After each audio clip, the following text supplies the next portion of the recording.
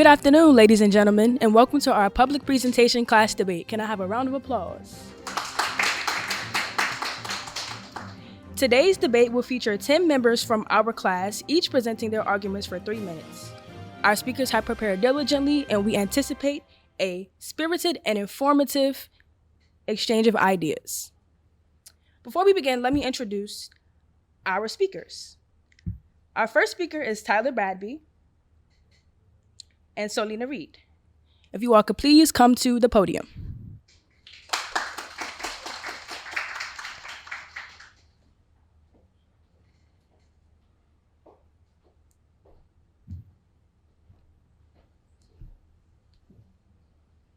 Here are our rules for today's debate. Speakers must adhere to the allocated time limit strictly. Please refrain from interrupting speakers who are presenting their argument. And finally, we'll open the floor to questions from the audience if time allows. Without further ado, let's commence the debate. We will begin with our speakers who are on the podium now. Thank you, Ms. Moderator.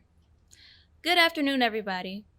My name is Tyler Bradby, and today I will be speaking on why artists cannot separate from their art, or in this case, music. I ask that you listen with an open mind and focus on key points to come to a conclusion at the end of this discussion. To open, I ask that you think about this topic as a mass communicator and the responsibility you have to the public. As a socially responsible individual, you cannot truly separate artists from art if you are aware of their actions and follow society's morals. Moral narratives surrounding artists affect perception and influence of their work. For example, if an artist has a negative narrative, then this promotes negligence within their supporters as they continue to follow them, knowing that they're going down a bad track. On the other hand, if there is a positive narrative, then this promotes optimism in the group supporting the artist. Going to my next topic, we go into how separating problematic artists from their art or work creates negligent or ignorant individuals. And although this concept is case to case, most individuals are aware of an artist's moral character, allowing that to influence their relationship to the music. Thank you. That is all. Thank you, Ms. Bradby. Our next speaker is Ms. Solina Reed.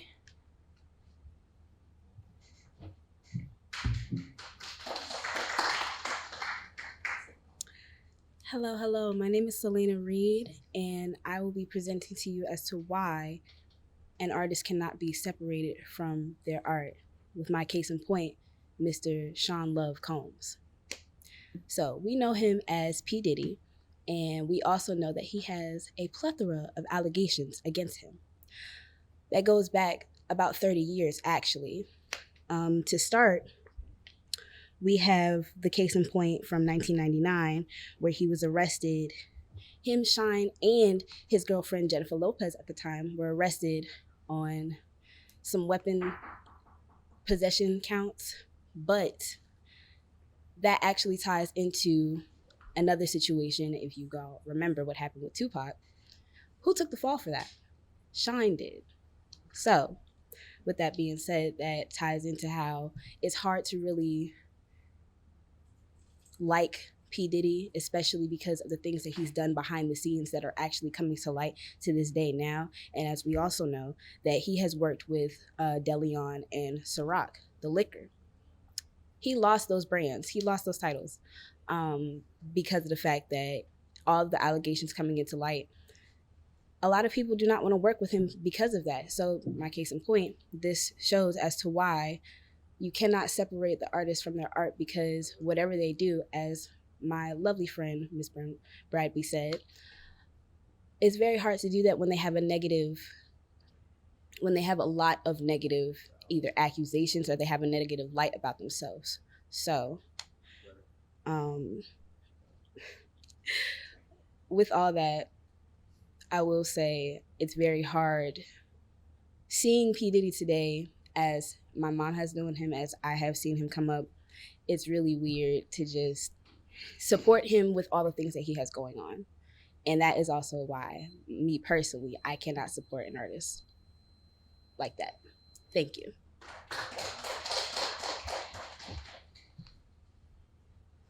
Thank you, Mrs. Reed. We will now have our next two speakers come up to the podium. Ms. Serenity Price Jackson and Duchess Rookwood.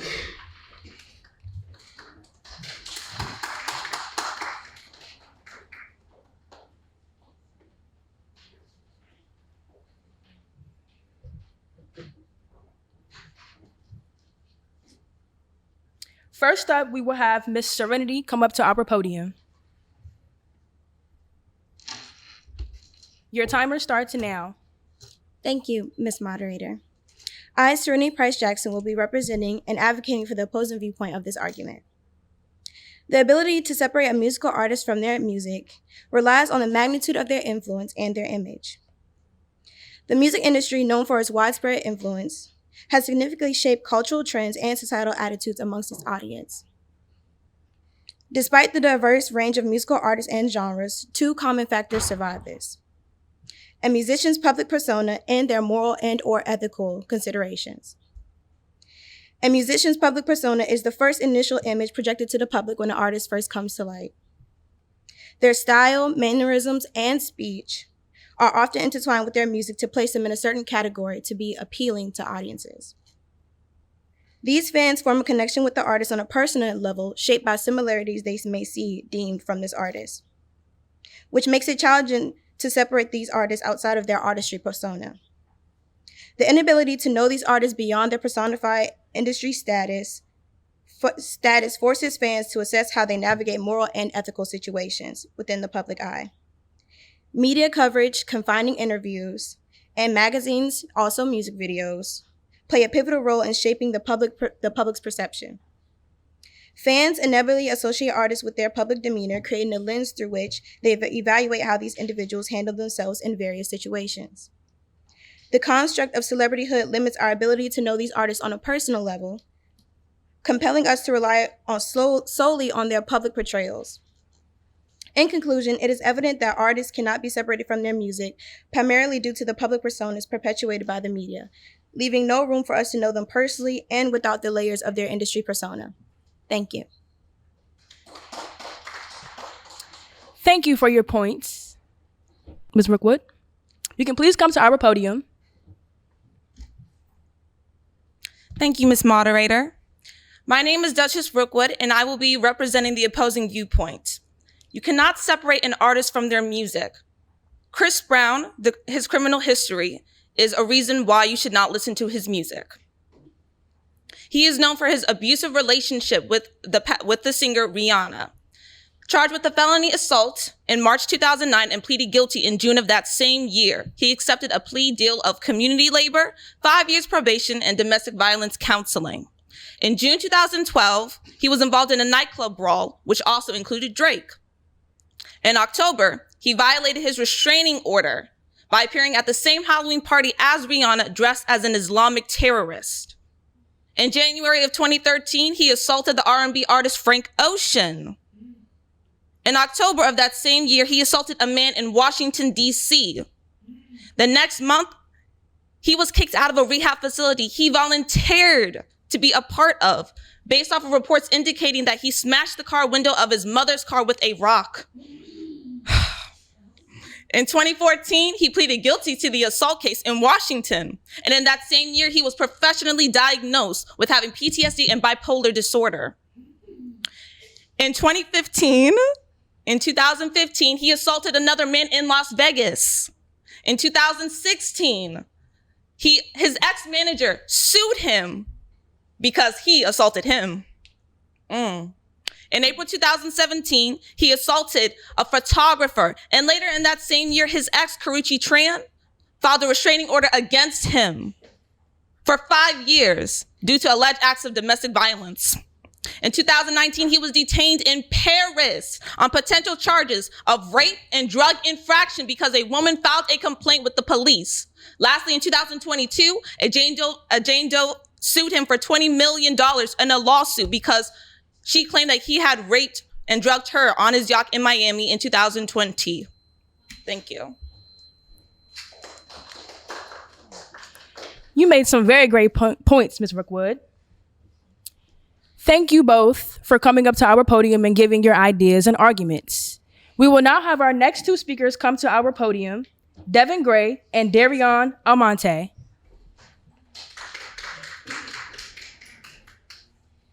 Our first speaker will be Mr. Devin Gray. Your time starts now. Hello, everybody. Appreciate y'all for coming. As regarding the topic today, I would like to say that you should not separate an artist from their music. And I'll make it personal, you know what I'm saying? Me personally, I used to listen to this one artist named Lil Uzi. That was my favorite rapper, you know what I'm saying? I used to be bumping all his songs, all of his albums, but then one day he made a very outlandish statement that rubbed me and a lot of people the wrong way. He ended up admitting that he felt as if all of the people that was listening to his music was gonna go to hell. And he felt like he was as well. And when I heard that, even though that was my favorite artist, you know, I was a diehard Lil Uzi fan, I was like, I cannot accept that in like my belief system, you know what I'm saying? So I just was like, I gotta take him off the playlist. It hurt dearly, but I was like, I can't let that slide. So I just took him off the playlist. And another artist that I used to listen to was Playboi Carti. He's also into a lot of demonic activity, and I had to unfortunately stop listening to him too. Now, when I say you shouldn't separate the artist and their music, does that mean because they do something you don't agree with that their art isn't impactful or great to listen to? I'm not saying that. If Lil Uzi come on right now, you know, I might have to, hey.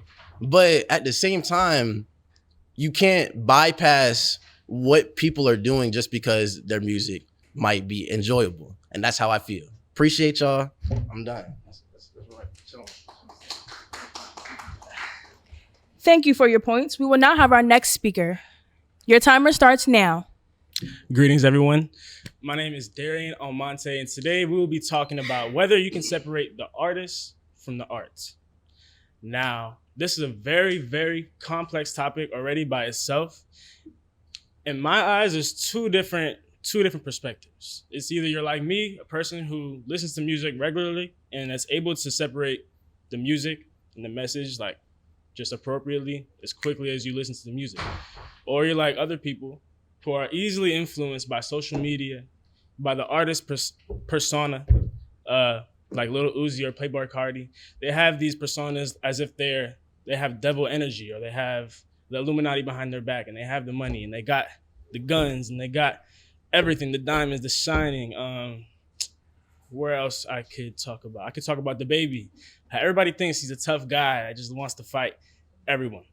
There's a lot of different rappers like that. There's Young Thug, who is going through a whole court case where these people are just talking about lyrics of his songs the whole time. I mean, months upon months upon months. This is a big topic.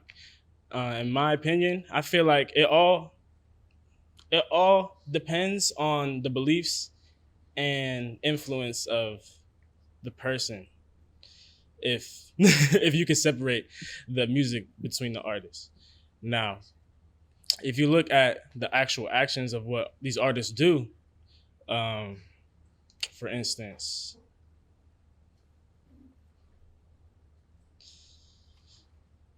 Pharrell, he does amazing work within his community, especially in Virginia Beach, but he's known for just making music that's, you know, party music or either lazy music or just happy music. There's a lot of different examples that we could talk about, but I'm done with my topic today. Thank you. Thank you, Mr. Almonte. We will now have our next two speakers, Empress Imani Hackett and Randall Pearson, come to our podium.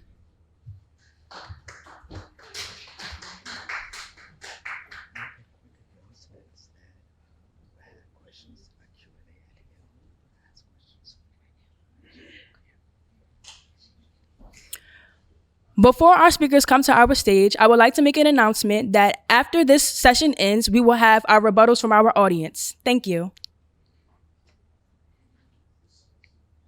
All right, without further ado, Miss Empress, the podium is yours. Hi, my name is Empress Hackett, and I believe that you can separate the artist from their music. For example, Beyonce, she has an alter ego. Her name is Sasha Fierce, and her alter ego is more loud, chaotic. It commands attention, and basically it just gets you there. Like, it gets you to your highest mood of just exuding everything you need to that you needed to let out. But in reality, when you look at interviews of Beyonce or when you ever watch a video of Beyonce, she's very calm, very down to earth, very to herself. I also believe, or another example is Doja Cat. When she came out, a lot of people liked that she was different from other artists, that she allowed herself to naturally just be her authentic self. And then recently, people have a perception of her that is demonic. Me personally, I was one of the people that also had the perception of her to be demonic because I was confused with the change that went from Moo, I'm a cow, to the spiders and stuff. But when she released this new album, Scarlet, I believe it's called, listening to the music, you can definitely tell that herself, she has not changed. She is still genuine. She still loves music, and she still pours into music the same as she did before. Another example, for me personally, is Chris Brown. Although Chris Brown did have a very bad experience with Rihanna, I feel as though that he is a legend when it comes to music. I feel like he pours into music. He can sing, he can dance, he can write, he can rap. I mean, I just feel as though when it comes to music, you can separate it. Now, it's a very broad topic. Depending on the person and your beliefs, it can change. But I also believe that music is music and the artist is the artist. Thank you. We appreciate your points, Ms. Hackett. We will now have our next speaker, Mr. A. John Orange, come to the stage.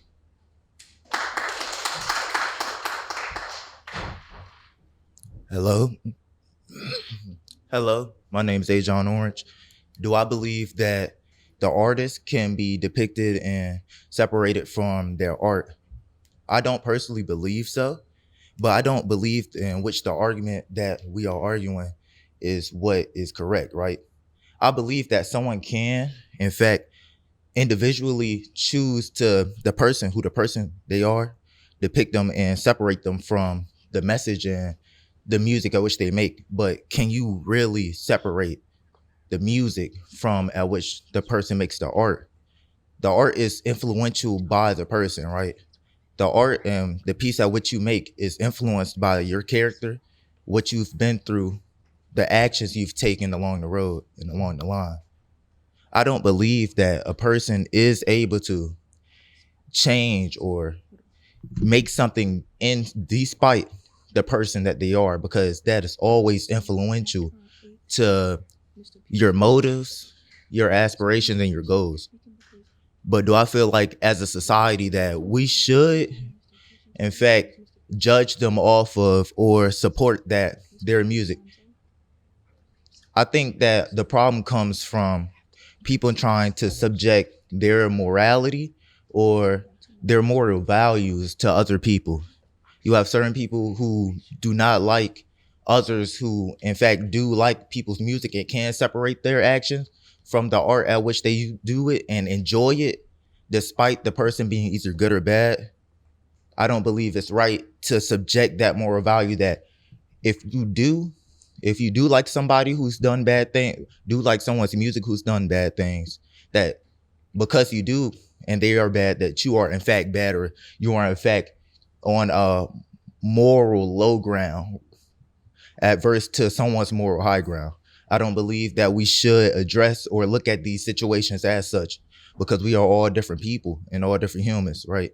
We all come from different backgrounds. You have some people who, in fact, had to do certain bad things to get to a day to where they are no longer in a bad situation, right? As you said, you have people who has been always able to stay relatively good financially or good in a monetary standpoint, who has not been able to do, certain things that they should do. But that's my argument. I don't believe that people should, in fact, oppose and impose that that they are somewhat on a moral high ground for, in fact, actually choosing to not separate someone's art from their music versus someone who does choose to separate their art from their music. Thank you for your points, Mr. Orange. We will go on to our next speakers, Falon Pather and Xavier Clark.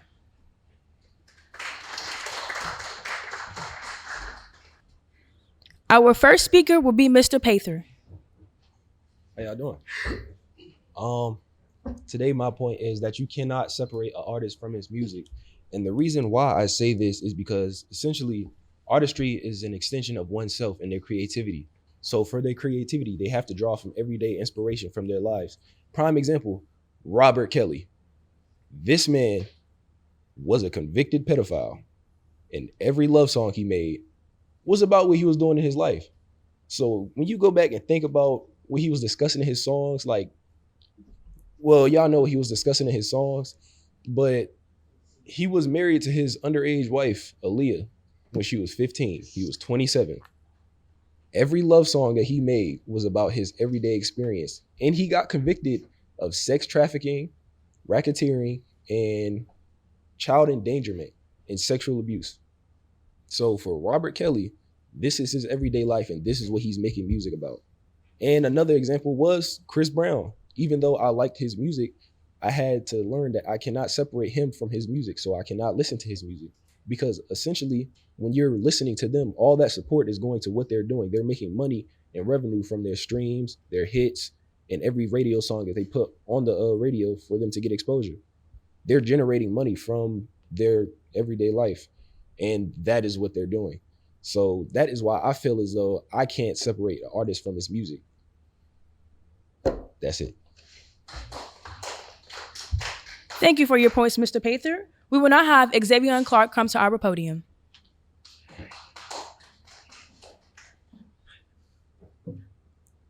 Your time starts now. Good afternoon, public. My name is Xavier Clark, and today's question is, can you separate the artist from his music? Yes, you can.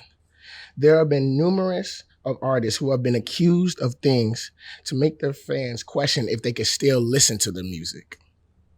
Some bring up the fact that even listening or maybe tuning into the artist is supporting by putting money into their pockets by their actions. I don't know about y'all, but I know I'm not having dinner over Kanye every night. But to even play devil's advocate with this, it takes one misconception for your fans to have an entire negative opinion based on one action you do.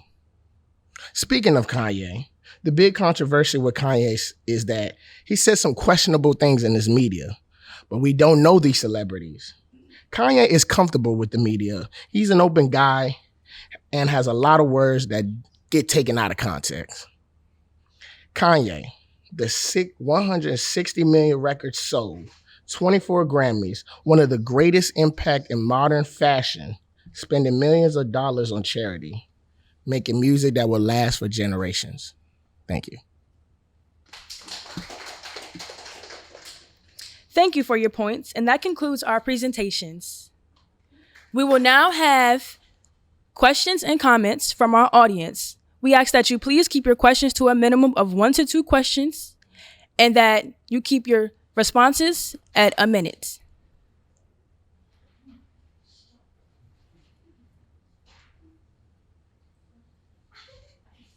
Yes. You may come to the podium, sir.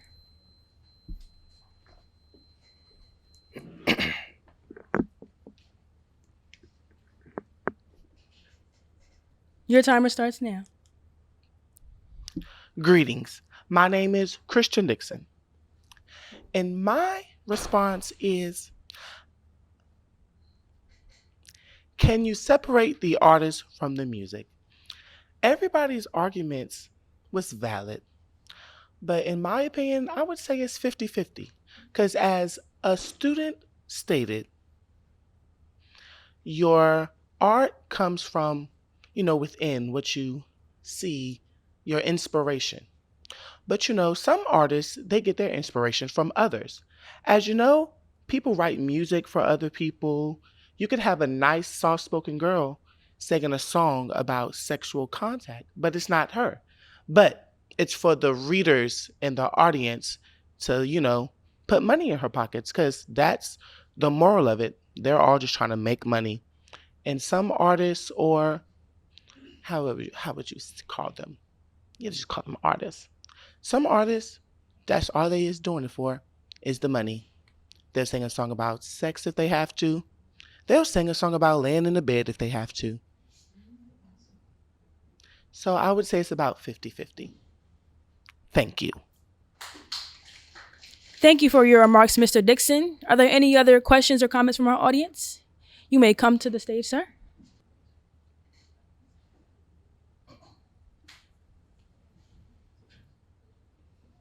Hello, everyone. My name is Jaden Taylor. I feel about this debate as you can separate the music and the artist. This topic is a little more personal to me because I deal with a lot of artists in my family that also go through a lot of things. We often forget that artists are just humans as us. We also forget that we cannot judge anyone for what they do or what they have done because we have not all grown up the same. Musicians go through everything. As we look at technology today, it is the most used thing in the world. Everything they do, a slip up, a sneeze, a scratch on their arm, it's always being teared down for how they are. We can't look at people in bad ways because they've done bad things, because we haven't all had a glory road. We all haven't had easy ways. So I believe you can separate the music from the artist. You just have to look deeper within to the actual person themselves. Thank you. Thank you for your point, sir. Do we have any other questions or comments? Yes, you may come to the stage, young lady. Hello, I'm Christina Holmes. Do I think you can separate the artist from the music? Me personally, I somewhat agree, like it's 50-50, and it depends on the person who you are, just like Ajon said, because me personally, I'm a religious person. So I feel like that's also based on that. And just like, he said, we can't all judge people. That's why I disagree with the Chris Brown example, because even Rihanna has openly forgave Chris Brown. Even celebrities have advocated for him. Now, however, with the Diddy situation, not a lot of celebrities have come to his defense yet. And even his ex-girlfriend, Kim Porter's best friend, even came out and said, what's done in the dark comes to light. Plus, Diddy is connected to the industry, the music industry. And he has done a lot of, uncertain things. But again, we're not sure yet until it comes to light. But I know for me personally, if my sister was to be abused or raped or sexually assaulted, me personally, I just can't support that person. But I know with Chris Brown, everybody has seemed to forgive him. Even Rihanna has gone back together with him. And he even has admitted that he was wrong and he owns up to his actions. However, we haven't seen that from Diddy yet. So it's just, I think it really depends on the person who you are, like Ajon says. So me personally, I can't really separate the artist from the music until I actually know for certain okay, they actually did that. Okay, they've owned up to it. They asked for forgiveness. Cool. But yeah, that's Thank you for your points, ma'am. And unfortunately, we're running short on time, so that will end our question and answer session. And with that, we do bring this debate to a commence. I appreciate all of our speakers and everybody for coming and taking the time to speak your piece. Thank you.